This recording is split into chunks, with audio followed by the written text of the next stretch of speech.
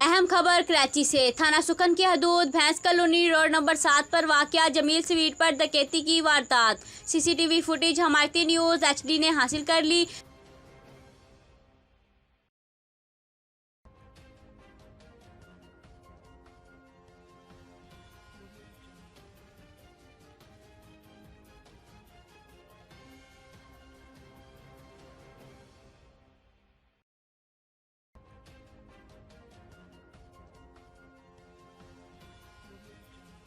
4 मोटरसाइकिलों पर सवार 8 मुसल्लह अफराद ने दूसरी जगह रोड नंबर 6 पर वारदात की मुज़ाहमत पर भैंस कॉलोनी की मरूफ शख्सियत ज़ाहिद कुरैशी को कत्ल कर दिया। वारदात के बाद SHO सुकन राव ज़हीर को मुअत्तल कर दिया गया और SHO अदील शाह को चार्ज दे दिया गया।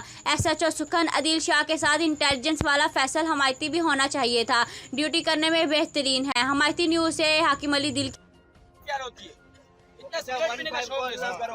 एफआईआर कटवाने गए 1 घंटा बैठे फिर एफआईआर काटी, फिर हम एफआईआर कटवा के निकले, यहाँ फायर हुआ इतनी देर में, यहाँ फायर हो एफआईआर भी नहीं होगी, एनसी होगी, जो भी तैयार। हमायती न्यूज़ से हाकिम अली दिल की रिपोर्ट। मज़ीद खबरों के लिए देखते रहें हमायती न्यूज़ HD।